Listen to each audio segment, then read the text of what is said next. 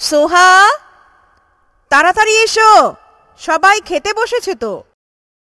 এই মেয়েটা, কি হলো সোহা? খেতে আসো, সবাই অপেক্ষা করছে তো। আসছি মা।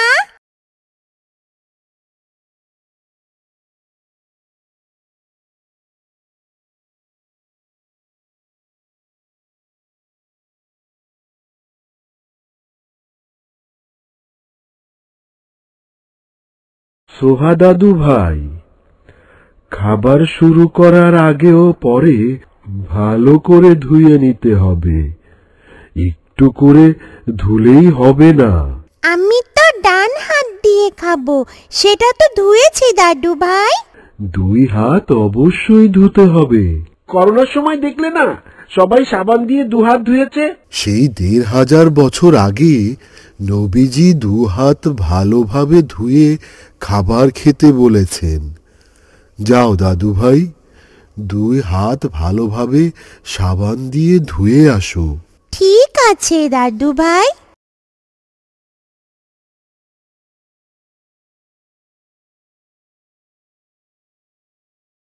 বিসমিল্লাহি ওয়া আলা বারাকাতিল্লাহ। তোহা, প্লেটের মাঝখান থেকে খেতে নেই বাবা, তোমার সামনের পাশ থেকে খাবে। রাসূলুল্লাহ সাল্লাল্লাহু আলাইহি ওয়াসাল্লাম বলেন, খাদ্যের মধ্যস্থলে বরকত নাজিল হয়।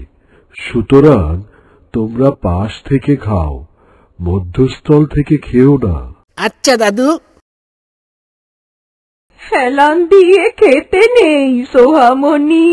কেন দাদিমা? আমাদের নবীজি হেলান দিয়ে খাবার খেতে নিষেধ করেছেন।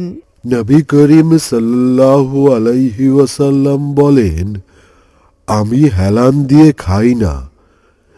তিনি আরো বলেন, হেলান দিয়ে খেও না। আচ্ছা, ঠিক আছে দাদু ভাই। দেখলে তো সোহা, তুমি খাওয়ার সময় ঠিকই বাম হাত ব্যবহার করেছো কিন্তু। কাঁটা বাঁচতে হবে তো মা। সে তো বাঁচতেই হবে। আমি বলছিলাম, বাম হাতটা যদি ভালোভাবে না ধুতে তাহলে বাম হাতের জীবাণু মাছে লেগে যেত না, আর সেই মাছ তুমি খেয়ে নিতে। এবার বুঝলে তো নবী করিম সাল্লাল্লাহু আলাইহি ওয়াসাল্লাম কেন 2 হাত ভালো করে ধুতে বলেছেন? আসলেই তো। হ্যাঁ, বুঝতে পেরেছি বাবা। বাম হাত দিয়ে পানি খেতে নেই। ডান হাতে তো খাবার। তাহলেও বাম হাত দিয়ে খেতে নেই দাদা ভাই। রাসূলুল্লাহ সাল্লাল্লাহু আলাইহি ওয়াসাল্লাম বলেন, তোমাদের মধ্যে কেউ যেন তার বাম হাত দ্বারা না খায় এবং পান না করে, কারণ শয়তান তার বাম হাত দিয়ে পানাহার করে থাকে। আচ্ছা দাদু ভাই, কিন্তু যার ডান হাত নেই তার বেলায় কি হবে? অনেক সময় আমরা খেলতে গিয়ে বা অ্যাক্সিডেন্টে ডান হাত ভেঙে গেলে তখন কি হবে? যার ডান হাত ব্যবহার করার ক্ষমতা নেই, সে বাম হাত ব্যবহার করতে পারবে। আচ্ছা। আব্বু, তুমি আঙ্গুল চেটে খাচ্ছ কেন? এটা তো অভদ্রতা, তাই না? না রে মা, একটু দৃষ্টিকটু লাগবে হয়তো, কিন্তু আঙ্গুলের মাথা হতে এক প্রকার পদার্থ নির্গত হয় যা খাদ্য হজমে সাহায্য করে। আর সেজন্যে তরকারিতে আঙ্গুল ডোবালে তরকারি খুব তাড়াতাড়ি খারাপ হয়ে যায়।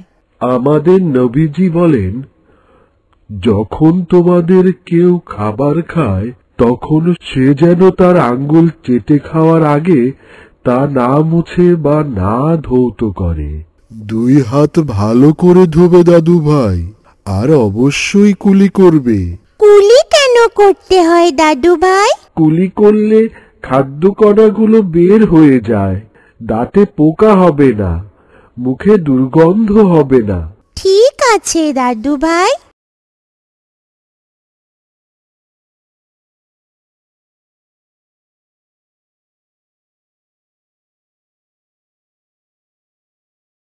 রোজা তো শুরু হলো।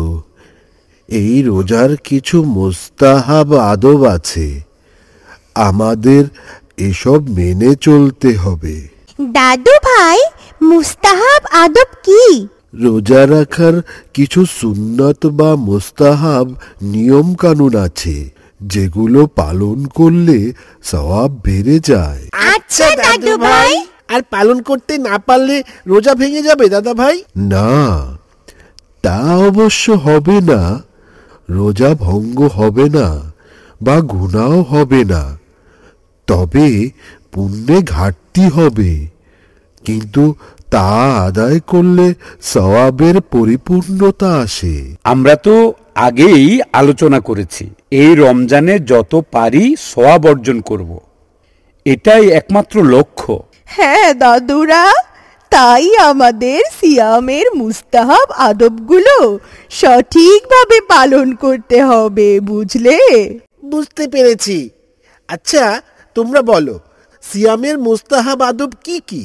প্রথম মুস্তাহাব হচ্ছে সাহরি খাওয়া। একে সাহরি বলার কারণ হচ্ছে এই খাবারটা সাহর তথা রাতের শেষাংশে অনুষ্ঠিত হয়। রাসূলুল্লাহ সাল্লাল্লাহু আলাইহি ওয়াসাল্লাম বলেন, তোমরা সাহরি খাও, কেননা সাহরিতে বরকত নিহিত রয়েছে। আচ্ছা দাদু ভাই, ভোর রাতে উঠতে তো অনেক কষ্ট হয়। আর সেজন্যই তো সওয়াব অনেক বেশি। তাহলে একটা কাজ করি, রাতে দেরি করে খেয়ে ঘুমালেই তো হয়। আমার সোহাটা শুধু শর্টকাট খোঁজে। না রে মা, ফজরের আগ পর্যন্ত যত দেরিতে সেহরি খাওয়া যায় ততই ভালো। তখন কোরআন তেলাওয়াত, তাহাজ্জুদের নামাজ আদায়, তওবা, ইস্তেগফার ও দোয়া কবুলের জন্য এটা একটা উত্তম সময়, বুঝলে?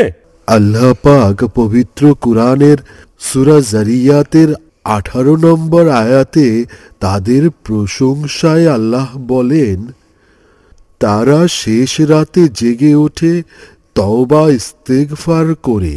আর ইফতারের ক্ষেত্রে আদব হচ্ছে সূর্য অস্ত যাওয়া মাত্রই ইফতার করা, অর্থাৎ তাড়াতাড়ি ইফতার করা, অতিরঞ্জিত সাবধানতার নামে ইফতার বিলম্ব না করা। এক্ষেত্রে রাসূলুল্লাহ সাল্লাল্লাহু আলাইহি ওয়াসাল্লাম বলেছেন, মানুষ যতদিন পর্যন্ত তাড়াতাড়ি ইফতার করবে ততদিন কল্যাণের মধ্যে থাকবে। নবীজি মাগরিবের সালাতের আগেই খেজুর বা পানি দিয়ে ইফতার করতে বলেছেন। আবার আল্লাহ আমাদেরকে ইবাদত করার তৌফিক দিয়েছেন, সেজন্য আমরা সবাই তার শুকরিয়া আদায় করি। আল্লাহ পাক সূরা মাইদার 27 নম্বর আয়াতে বলেন, কেবলমাত্র মুত্তাকিদের কাজই আল্লাহ কবুল করেন। আরেকটি গুরুত্বপূর্ণ মুস্তাহাব হচ্ছে ইয়াতিম, বিধবা ও গরিব মিসকিনদের প্রতি সহানুভূতিশীল হওয়া ও বেশি বেশি দান খয়রাত করা, তাদেরকে জাকাত, ফিতরা ও সাদকাহ দেয়া।